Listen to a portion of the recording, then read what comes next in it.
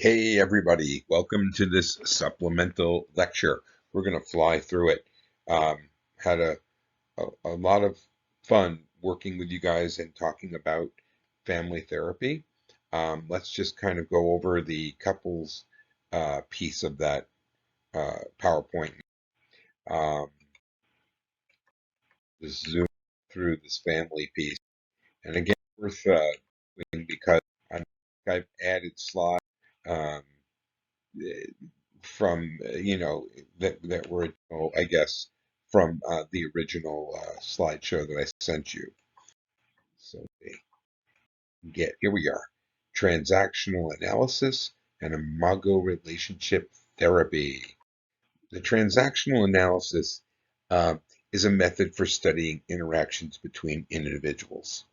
Um, if two or more people encounter each other, sooner or later one of them will speak or give some other indication of acknowledging the presence of others. This is called the transactional stimulus. Another person will then say or do something which is in some way related to the stimulus, and that's called the transactional response.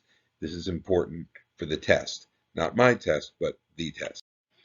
Uh, there's a lot to be for transactional analysis. The basic idea is that each of us has three ego states kind of existing at the same time in our head, in our mind. And those three ego states, the parent, the adult, and the child, can interplay with another person uh, within a discussion who also are coming from these three ego states. And the slideshow kind of goes through and talks a little bit about what uh, the parent ego state is. It talks about the child's ego state, and then it talks about what would really be ideal within the discussion, the transaction, which is when we have two adults dealing with each other, as opposed to, let's say, a parent child, child parent type dynamic. So in a relationship, if there's a discussion um, and one of the a spouse is talking to the other spouse as if they are a child, um, or perhaps one is speaking as if they are a child, as if they are a child. That would be the idea that it would be a parent child or a child parent interaction. And of course, that's not ideal. And we can only imagine how Fritz Perls, the Gestalt therapy founder, would respond. He would want to keep things in the here and the now. And he would, in fact, point out that one is behaving as if they were um, expecting a parental response rather than an adult response. So the adult allows a person to evaluate and validate the child and parental data and compute that information, um, and then respond with it all in mind. It's not a matter of ignoring our child or parent um, voice, let's say, in our head, the internal dialogue. It's to gather that data, analyze it, and and allow the current adult mind to put things in perspective. And of course, the book "I'm Okay, You're Okay" provides a lot of sort of layperson's perspectives on how to apply this information. And I think this chart, or not chart, but infographic, kind of does give an idea of the general tenets of transactional analysis.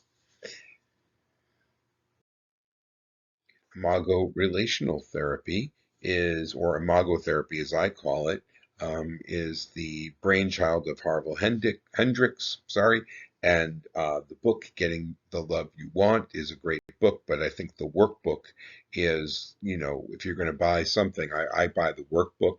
I've done the workbook in my own relationship, and I've had the opportunity of meeting with another counselor within, kind of in Western Maine that is a specialist in imago therapy. And I've learned a great deal about this therapy, not only from personal experience, but sort of academically. And I think it's terrific.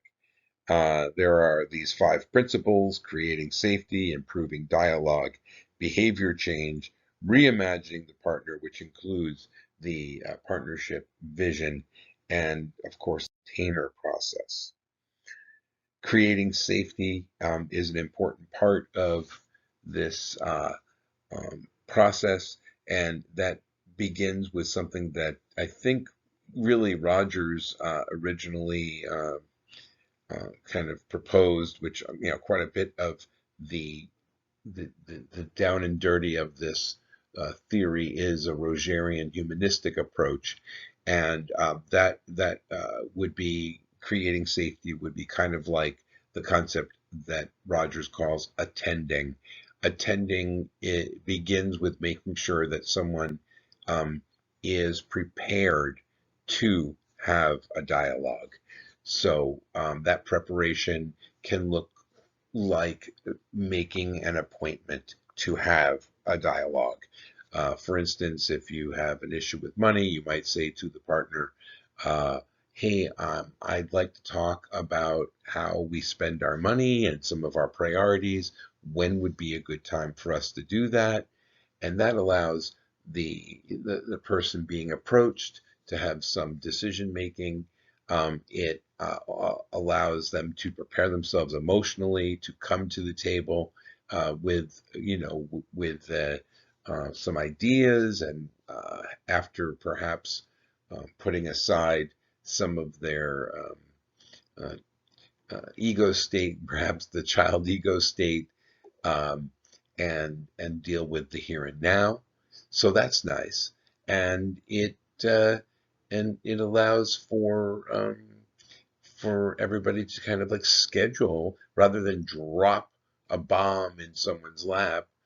Hey, like you overdrew our account and I'm pissed at you, right? Listen, we want to talk about it. When would be a good time? Is a way of allowing for emotions to be stable when we meet. Usually, when a couple comes together, they're coming together because there's a conflict. And in order to deal with that conflict, we need to have effective communication. Uh, so, in the therapeutic process of magotherapy, these skills, the communication skills, are taught and practiced before any kind of intense issues are addressed. Again, the intentional dialogue is what is referenced in imagotherapy, and this is very humanistic, very Rogerian, and probably familiar to most of you. Reimagining your partner. Um, so it's essential to start seeing the partner as an ally rather than an enemy, and so being minded to the idea that someone is not intentionally um, out to get you, and to give people the benefit of the doubt is a big part of the reimagining process. The container process uh, is recognizing that uh, emotions can corrupt the communication process, and so being able to give an opportunity for someone to take their own personal time and put uh, their feelings into context is important. And when I say personal time, it is certainly reasonable within the therapeutic setting to deal with the anger and with frustration, but the practice part outside of the office is practicing coming to the table with some, emotional stability. Uh,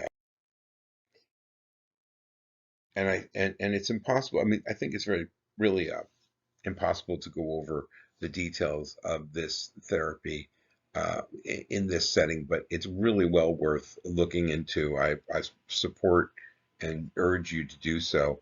Think of the psychodynamic piece here um, as we part.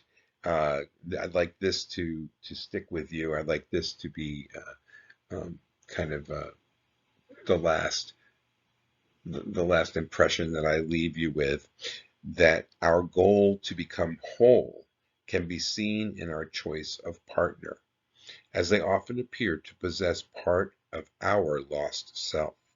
We often try to fix our partner.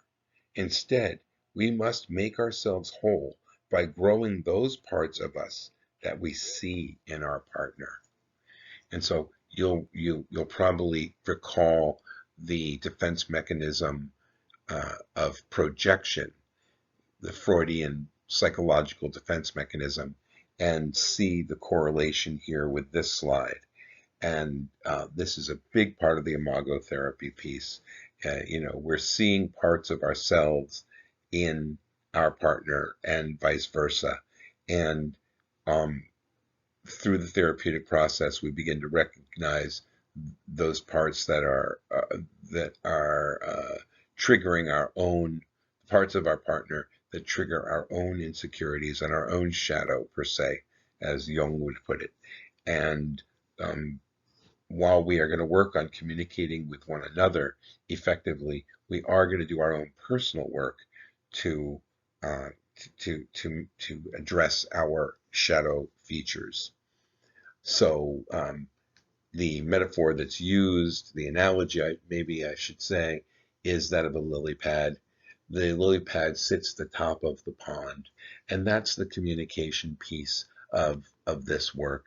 But the stem of the pad goes down into the muck, and from the muck it draws nutrients that allows the flower to bloom on top of the pad. Thank you, and I hope you guys have a wonderful week.